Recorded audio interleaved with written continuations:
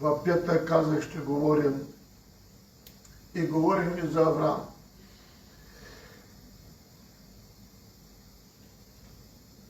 Само ще прочита Божието Слово, след това ще се справим. Защото искам само да ви припомня. В петък проповядвахме Битие 22, 14 стих. Авраам наименува това място Йова Ире, според това, което казва и до днес на хълма Бог ще промисли. Това размишлявахме и гледахме в петък това служение. А сега, ако обичате, нека се справим в Битие 22 глава, същата глава, само че 7 и 8 стих какво ни казва. Тогава Исак продума на баща си Авраама, казвайки: тате, а той рече: ето ми е синко. И рече Исак: ето огънът и дървата, а къде е агнето за изгаряне? И Авраам каза: синко, Бог ще си помисли за агнето на изгаряне, и двамата вървяха заедно. Амин. Отново ние виждаме, когато първия път Исак го попита къде е дървата и огънът с нас, къде е агнето. И Авраам каза в 22 стих, в 14 стих: Йова Ире. Това означава, че Бог ще промисли за агнето.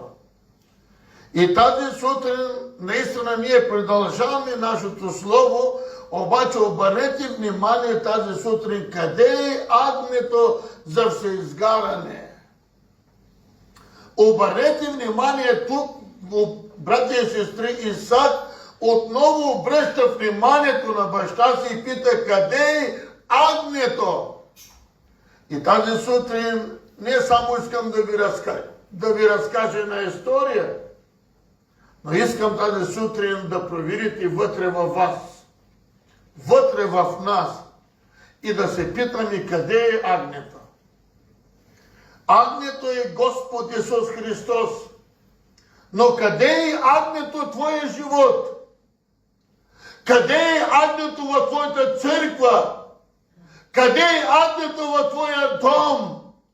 И тази сутрин този въпрос не е само за минало време, но и за сегашно време. Пита се къде е агнето? Служиш ли на това агне? Молиш ли се на това агне? Общуваш ли с това агне? Което, братя и сестри, го знаем, че пророк Исаия казва: водено наклани пред стригарча си, глас на издание. Тази сутрин, братя и сестри, нека с помощта на Бог. Къде е агнето? Въпросът на дена. Днес е ден човек да спре и да си помисли, където Исак попита баща си къде е агнето. Можеш ли да попиташ, братя и сестри, ако този въпрос ти се даде, къде е агнето? Някой ще каже, че агнето е в небето, отдясно на Бога. Вижте, братя, но Бог иска агнето да бъде твоя живот. Господ Исус Христос да бъде в твоя живот.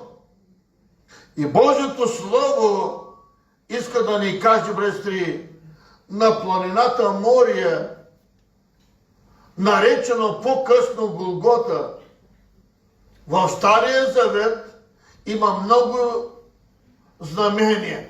Но обърнете внимание, но 4 от тях са преобраз на новозаветното знамение. И ние искаме да погледнем от старозаветното служение или, братя и сестри, знамение, как навлизат в духовния свят, мога да кажа, в новозаветното служение. Първото нещо, знамението на Бог чрез Йосовото зърно.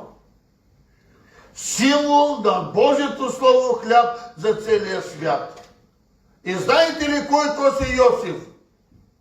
Йосиф, който е син на Яков И, брати и сестри, ще ви кажа само накратко, тъй като в Израел вече житото, зърното свърши, а през това време неговите братя го продадоха за исмаиляните и те го изведеха в Египет като роб.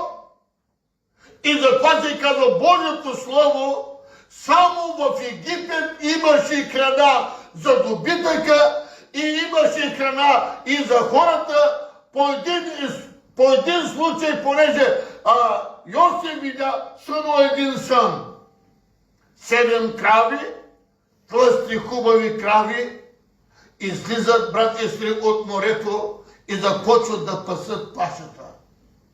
След малко излизат 7 мършави крави, тънки крави, брати и сестри, мършави, излизат от морето и те не се хранят, а изяждат, брати и сестри, едрите крави, те изяждат кравите. И той се чуди си такъв този сън. А този сън беше: ще дойдат 7 благословени години. Благословени едрите, хубавите крави, това са благословените години.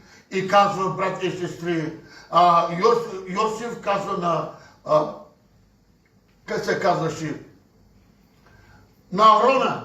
Йосиф казваше: трябва с тези 7 години да събереш всичкото жито. Да го складираш, защото след 7 години ще дойде 7 годишни глад. И, брати и сестри, тогава в целия свят ще има глад, но няма да има глад и в Египет. И Божието Слово, баща му Яков изпраща братята си в Египет, чу, че има зърно, да взема зърно за храна. Но той беше Йосифото зърно, защото той го складира. Обърнете внимание, не казвам цялата история, но искам да ви кажа, спираме се за Йосифото зърно, брати и сестри, символ на Божието Слово хляб за целия свят. И днес ние се храним, мога да кажа, чрез символа на Йосифото зърно, който стана хляб. Хляб за целия свят, и това е Божието Слово. И днес няма да има глад за тези, които чуват Божието Слово, тези, които проповядват Божието Слово, които слушат Господното Слово. Това беше първото знамение. Второто знамение на Бог, обърнете внимание, братри, пасхалното агне в Египет, символ на Божият агнец. Пасхалното агне. Знаете ли, братри, в Изход се казва, преди да излязат от Египет израелтяните, Бог каза на Моисей: Моисей, кажи на всички израелтяни, на всеки дом. Обърнете внимание, не сте само израелтяните, а във всеки дом да вземат по едно агне, да го заколят, да го опичат, а с кръвта му да помажат горния праг на вратата и двата стълба на вратата да помажат. И когато мине, братите, една погубителна сянка, тази вечер ще мине смъртта. Там, където има кръв, смъртта няма да влезе. А ще отмине която врата няма смърт, която врата няма кръв, смъртта ще вземе първородното. И, братите, всичко това, което каза Моисей, израелтяни го направиха. И на сутринта, когато мина през нощта египетската, мога да кажа, смъртта на египтяните, там, където имаше кръв, смъртта не влезе. В нито един дом на израелтяните децата им бяха живи. Но на всички, мога да кажа, в Египет, всеки дом, първородното умира и всеки го изкарва сутринта вънка. И коя е причината? Причината, защото изпълниха Божието Слово. Това, което беше наредбата на Бога да помажат горният праг с кръвта на агнето. Ние говорим за агне. Агнето е Исус Христос. Ето кръвта на Бога е пред нас, брати и сестри, който пие от тази кръв. Мога да кажа, той помазва сърцето си, душата си и наистина тази сянка губителна няма да биде върху него, защото е писано Божието Слово. Затова ценете тялото Христово. Ценете кръвта на Исус, защото в нея има сила на изцеление, благословение и спасение. Третото нещо, което ни казва тази сутрин, брати и сестри, разделението на Червеното море. Знаете, когато излязаха от Египет и вече, брати и сестри, египтяните ги гонеха целият Израел, те застанаха до морето и отзад вече египтяните ще ги убият и те извикаха към Моисей. Моисея сега! Обърнете внимание, Моисей се обърна към морето, понеже Бог му каза, дигни жезела си. И морето се раздели на две и те минаха по сухо. Това иска да ни каже, това Червеното море е символ на вяра на живота към обещаната земя. Бог им обеща, че ще им даде обещаната земя, а те трябваше да преминат през морето, за да отидат на обещаната земя. Ето защо Бог раздели морето на две. И това беше, понеже вярата в сърцето им, че Бог им обеща. На нас Бог е обещал небето. Не зависи през какво море ще минем, през какви страдания ще минем. Не зависи какви изпитания ще дойдат върху нас, но ние трябва да имаме вяра в живота си, че един ден ще бъдем, братя и сестри, там, където Бог каза, където съм аз и вие ще бъдете. Четвъртото нещо. Огненият облачен стълб е символ на водителството на Святия Дух. Обърнете внимание, когато египтяните ги гонеха. Бог така правеше през нощта, през ставаше един стълб от огън. До небето отдалечаваше израелитяните от египтяните. За израелитяните то светеше да бягат, а беше тъмно за египтяните, които ги гонеха. А през деня ставаше, брата си, мога да кажа, стълб от дим. И не даваше да се допира израелтяните или египтяните да се допират до израелтяните. И днес, обърнете внимание, това е символ. Този облак е символ на водителството на Святия Дух. Днес кой те води? Жената ли те води? Мъжете ли те води? Децата ли те водят? От днес твоите приятели те водят? От какво си воден? Трябва да бъдем водени от Святия Божий. Да чуваме гласа на живият Господ Исус Христос. И Божието Слово ни казва, изпитанието на Авраам чрез старозаветното агне. Това беше един изпит за него. И днес, може би, ако нашият баща, мога да кажа, братри, отец Авраам беше изпитан, и Божието Слово ни казва в Битие 22, в първи и втория стих. След тези събития Бог изпрати Авраам да му рекат, Аврааме, а той рече, ето мен. И рече Бог, вземи сега единствения си син, когато обичаш сина си Исак, иди на мястото море и пренеси там за се изгаряне на един от хълмовете, на които ще ти кажа. Бог, понеже толкова време Авраам нямаше син. На стари години Бог му даде син и Авраам стана около 17 годишен. Исак стана около 17 годишен. И трябваше чува глас да отиде, за да може да го принесе на жертва на Бога. Обърнете внимание, ако днес, благодарение на Бога, че Бог днес ни поиска от нас като изпитание децата ни. Авраамото сърце се сви, но той обичаше Господ. И трябваше да изпълни онова, което Бог му заповядва. И обърнете внимание тази сутрин, изпитанието на Авраамовата вяра, малко ще спра чрез липсата на агнето.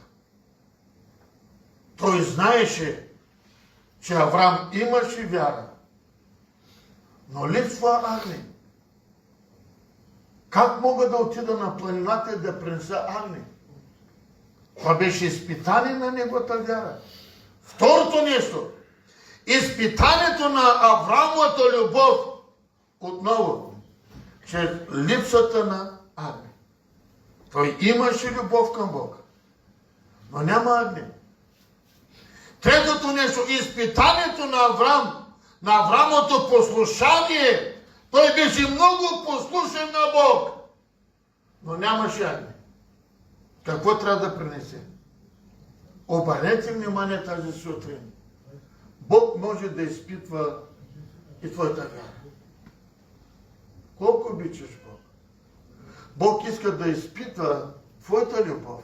Когато минаваш през болест, когато има някакъв твар върху те, Бог иска да изпита. Брати и сестри, наистина, както тази сутрин каза, Авраамовото послушание. Ние дали сме послушни на Бог? Или каквото си искаме, това правим? Или, брати и сестри, ние трябва да се съобразяваме с Божието Слово, което ни казва. Вижте, брати, Авраам не именува това място Йова и Рес, според това, както казва, и до днес на хълма Господ ще промисли. Бог ще промисли за Авраам, както е промислил, така и ще промисли за тебе, за твоята нужда, за твоят проблем. Бог ще промисли. Обърнете внимание, брати. Победата на израелският народ чрез кръвта на пасхалното агне. Дойде победа. Послушанието води победа. Затова искам да ви кажа, брати, наистина, вие сте послушни на Бог. Но дали сте послушни на вашите мъже? Защо ли го казвам? Защото мъжът е глава на семейството. А на мъжът главата е Господ. Аз много обичам Бога, много се моля, много съм послушен, ама мъжа ми много пие. А мъжа ми много ме търмози. Някой път го събарям от леглото, както едно време събориха и мене от леглото. Вижте, брат и сестри, ние като вярващи, ако обичаме Бог, наистина трябва да се грижим и да уважаваме и да служим на мъжете, които са като Божият народ. И Божието Слово ни казва. В Изход 12 глава, само 3, 7 и 13 стих, говори за цялото израелско общество. Като им кажеш да вземат на 10-тия ден от месеца всеки по едно агне, според бащиния си дом, и едно агне за всеки дом, после нека вземат от кръвта и турят на двата прага и на горният праг на вратата на къщата, дето ще го ядат. И кръвта на къщата, дето ще служи като белег. Тази сутрин обърнете внимание, че ние, когато участваме в Господната вечеря, това е един белег. Ще служиш на Бог. Или, братци, както казваме, ние служим на Бог. Това е един белег. И чрез това ще приличи дали ние сме служим на Бога, или имаме любов към Бога, или имаме вяра в Бог. Чрез това ще приличи. И Божието Слово ни казва, и ще ви отнеми от това поради египетската земя, няма да падне върху вас египетска язва. Нито една язва, която ще дойде в света, няма да падне върху вас. Понеже, брати и сестри, това е един белег, който ние участваме в кръвта на нашия Господ Исус Христос. Тази сутрин, брати и сестри, Захария, 4 глава, 6 стих, обаче само долната част на стиха. Не чрез сила, не чрез мощ, но чрез духът ми, казва Господ на силите. Вижте, брати си, не с сила, нито пък човек има някаква мощ. Всичко от това трябва да го правим чрез Духът на Бог. Амин. Алелуя. Духът на Бог Йова да почива върху нас. Алелуя. Божието Слово продължава и ни казва тази сутрин пророчеството, търсенето на агнена от Исак. Пророчество, това беше едно пророчество. Обърнете внимание, пророчество за едно агне, търсеното агне от Исак, Аврамовият син. Исаия 53:7 казва, той беше огнетяван, но смири себе си и не отвори устата си, както агне, водено на клане. Господ беше огнетяван, бит. Вижте, братри, понеси кръста, огнетяван, но вижте, глас не издаде, а мълчеше. Защото това беше пророчество, което трябваше Исус да изпълни. Като агне, водено на клане. Вижте, тази сутрин, това означава, че Бог, Исус беше толкова послушен на своят Отец. Глас не издаде. Виждаме Гециманската градина, той се молеше, но как се молиш? Отче, ако е Твоята воля, ако е възможно, отмени тази час. Не е моята воля, нека да бъде Твоята. Когато се молиш за Твоята нужда, за Твоят проблем, казваш ли, не е моята воля, не е както искам, а както Ти желаеш. И когато се молиш по волята на Бог, Бог го прави. Обърнете внимание тази сутрин, брати и сестри. Отговорът чрез Йоан Кръстител във въпросът: Тате, къде е агнето? Къде е агнето? Ние търсим тази сутрин, чрез Божието Слово търсят. Къде е агнето? Преди малко ви казах, че агнето е Исус Христос. Йоан Кръстител, първата глава в Йоанна, 29 и 36 стих, 2 стиха. А на следващия ден Йоан вижда Исус, че иде към него и казва: ето Божият агнец, който носи греховете на света. Какво? Защо търсят Божият агнец? Защото той носи греховете на целия свят. Къде е агнето? Ако се отдалеча малко от Божието Слово, старозаветните могат да кажат светии. Когато някой от свещениците носят, човек идва при него с агне, братя и сестри, свещеникът му казва: сложи ръцете си върху агнето. Какъвто грях има в тебе, ще изповядай го. И той, когато говорише за греха си, братя и сестри, излъше думата от устата му и този грях минаваше в агнето. И свещеникът взима ножа, дава на него, той да го заколи. И вижте, братя, грехът му се опрощаваше. А сега кой носи греховете на света? Исус Христос. Исус Христос. Алелуя. Затова, ако има някакъв грях, да Бог да те прости, кажи пред Бога, Бог ще те го прощава. И затова Божието Слово, метаформата за агнецът Господен, къде, тате, къде е агнето, въпросът, който трябва да бъде зададен от всеки човек. Този въпрос трябва да го зададе всеки човек. Малък или голям, учен или прост, беден или богат, бял или черен. И обърнете внимание, малко ще ви върна назад за Велик ден. Велик ден е изпитание не на червеното на яйце, а изпитание на самите нас. Тате, къде е агнето в животът ни или го няма? Агнето или ще бъде в твоя живот, Исус Христос ще бъде в твоя живот, или няма да го има. Тази сутрин Божието Слово иска да ни каже, брати и сестри, мога да кажа 3 неща, защо търсят агнето. Първото нещо, агнето е за спасение. Търсиш ли агнето? Търсиш ли спасение? Търси агнето, търси Исус Христос. Търсиш ли спасение? Второто нещо искам да кажа, първото нещо, което казва, търси спасение, чрез кръвта на агнецът Господен. В Първо Петрово послание, 1 глава, 18 и 19 стих, като знаете, че не с плътски неща, сребро и злато, сте изкупени от суетата на живота, предадени на вас от бащите ви, но с скъпоценната кръв на Христос, като на агнец, без недостатък и порок, без недостатък. Исус е единственият без недостатък. Това означава без грех, без лъжа, без измама. Единственият Исус.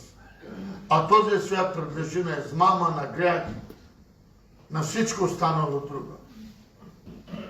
Божието Слово ни разкрива тази сутрин. Второто нещо, което искам да кажа, братя и сестри. Агнето на победата. Ето защо търсят агнето. Чрез това агне да побеждават. Ние победители сме чрез нашият Господ Исус Христос, който като агне беше заклан. Обърнете внимание, братя и сестри. Да, Божието Слово ни казва в Йоанна 6 глава 53 стих. Затова Исус рече: истина, истина ви казвам, ако не ядете плътта на човешкия син и не пиете от кръвта му, нямате живот в себе си. Чувате ли, брати и сестри? Ако не се храните и пиете от кръвта на Бог, нямате духовен живот. Ами сега, затова Бог казва: това правете, това е заповед. Това правете за моето възпоменание. Ако искаш да имаш живот, мога да кажа: участвай в тялото и кръвта на Бог. Ето третото нещо, което искам да кажа. Вижте, обърнете внимание, братя и сестри. Преди да кажа за третото нещо, в Откровение 12 и 11 казва: а те го победиха. Кои го победиха? А те го победиха чрез кръвта на агнето, чрез словото на неговото свидетелство. Те го победиха. Ние сме победители чрез кръвта на агнето и неговото слово, което е в нас. Амин, Боже.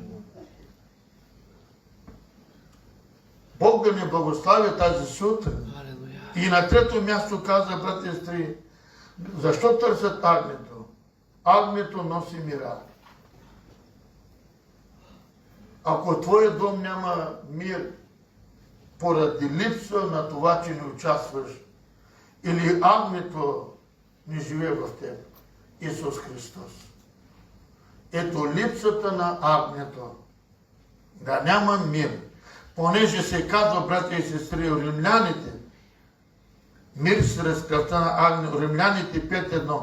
И тъй, оправдани чрез вяра, имате мир с Бог чрез нашия Господ Исус Христос.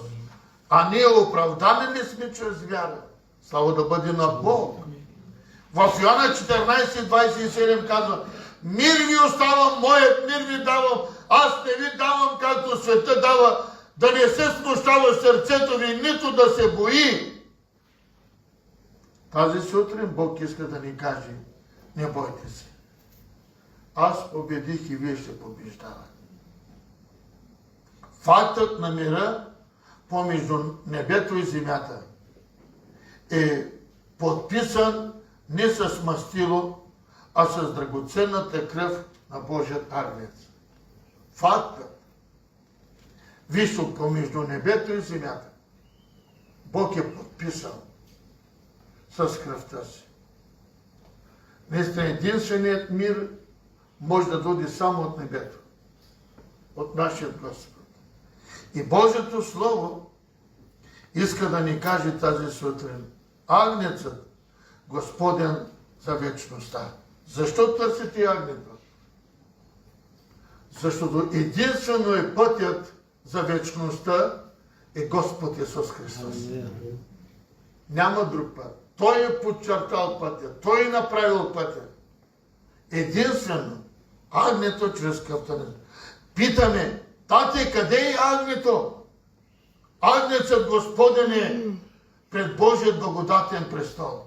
Нека да го знаем. Къде е агнето? Той се намира пред благодатта на небесният престол на Отца си. Откровение 5:6 казва: и видях между престола 4 живи същества помежду тях и старците, че стояха, агнето като клане, който имаше 7 рога и 7 очи, които са 7-те Божии духове, които разглеждат цялата земя. Агнето, описано в Божието Слово, това са, което има 7 очи, който, брате, си разглеждал всичко по лицето на земя. И никой нищо не може да мине от окото му. Всичко е пред неговото око. Когато си легнеш, когато се събудиш, когато отидеш на работа, когато си където и да си на полето и във фабриките, и дори да си под земята да работи някой като, нали, те миньори, които се наричат, Бог вижда всичко. Тази сутрин Бог иска да ни каже. На второ място искам да кажа, брати и сестри, Агнецът Господен, причината за новата песен. Днес пееха една песен. Откровението, което ни казва 5:9. И пееха нова песен, казвайки: достоен си да вземеш книгата, да разпечаташ печатите, защото си бил заклан и с кръвта си изкупил за Бога човеци от всеко племе, език, народ, люде и народ. Те пееха тази песен израелтяните. Обърнете внимание, на трето място искам да кажа. Кръвта на Божият агнец. Един препарат белило за измиване на дрехите. Знаете, че мога да се обърна към сестрите. Търсите най-добрият препарат да изчисти всяко петно. Белило, което да избели дрехата, затова се казва белило. Обърнете внимание, брати и сестри. Откровение 7:14 казва: и рекоха му: Господи мой, ти знаеш. А той каза: това са онези, които идват от голямата скръб и са опрали дрехите си и са ги избелили чрез кръвта на агнето. Кои са тези, които идват? Които ще бъдат грабнати от голямата скръб. Кои са тези? Тези са онези, които са изпрали дрехите си. Вижте, брати, няма друг препарат, който може, брати, да опре греха ти. Няма препарат, който може да ти прощава. Ето това е, мога да кажа, препарата, белилото, което може да те очисти. Това е кръвта на нашия Господ. Нека да кажем амин. Ей, да не заспим, бе. На трето място искам да кажа, брати, на четвърто място тази сутрин искам да кажа книгата на Агнецът Божий, 7 глава, 21 и 21 стих, 27 стих. В него никак няма да влезе, нищо няма да влезе в него нечисто, нито уния, които вършат мерзост, които лъжат, а са писани в книгата на живота. Само тези, които са писани в книгата на живота на агнето, те ще бъдат при Бога. Нито кръците, нито лъците, нито блудниците, родеците. Ама брат, твой направило еди какво си. Аз не го казвам, Бог го казва. Число. Ако искате го приемайте, ако искате не го приемайте. Но Бог казва, че нищо нечисто няма да влезе в небето. Затова Бог иска един чист живот. Защото Божието Слово ни казва: мъже, обичайте жените си, а жени, покорявайте на мъжете си. И Божието Слово казва: жената е въртена за мъжа, докато той е жив. И това Слово не е само случайно. Затова казва: нищо нечисто няма да влезе в небето. Вижте, ако ние се лъжим, че ще влезем през капките да влезем или че да се запазят чрез някой брат да влезе в небето, няма да стане. Бог иска от нас нещо. Вижте, брати и сестри, за тази книга, за книгата на Агнето, популярна евангелска песен казва. Има една популярна, това означава, че навсякъде я пеят. Искате ли да го изпеем заедно? Амин. Може ли да го изпеем и ни заедно? Защото ние сме част от тази църква. Амин. Ние сме част от Бога. И Алелуя. популярната тази песен, която се пее навсякъде. Твоята книга на живота, книга на спасените, изяви ми, о Исусе, името ми там ли е? Там ли е? Там ли е? Името ми там ли е? Изяви ми, о Исусе, името ми там ли е? Алелуя. Тази песен пита, всеки може да пита от вас, твоето име там ли е? Тя е популярна песен, обърнете внимание. Искам да кажа, че тази песен всяка църква, всеки вярващ трябва да го знае. Там ли е, моето име там ли е? Ако твоето име е там, никой не може да го изтрие. Ако твоето име е там, ти си спасен. Алелуя. Ако твоето име е там, ти си благословен. Ако твоето име е там, ти ще бъдеш с живия Господ. И накрая, името на тази книга е книгата на Агнеца, Господ Исус Христос в небето. И нека да запомним въпросът, къде е Агнето? Защо търсят Агнето? Агнето спасява, Агнето побеждава в твоя живот, Агнето намира в твоето сърце. Ето защо питат, къде е Агнето? Търсете Агнето, търсете Господ Исус Христос, не само в неделя. Някой спа, знаете ли, вижте, брат си, ако е по-човешки за мен, и 5 човека да бъдете за мен, проблем не е. Но вижте, притеснявам се, че Божият народ не разбира. Божият народ не разбира, че денът не е само неделя. И мога да кажа, дали Господ ще дойде в неделя, когато има много народ? Ами ако дойде понеделник, ако дойде вторник, къде сме? Затова Словото на Бог казва, не оставайте вашите святи събиране. Всеки път се събирайте и какво? Да търсим Господ Исус Христос като Божия Агнец. Нека си представим нуждите.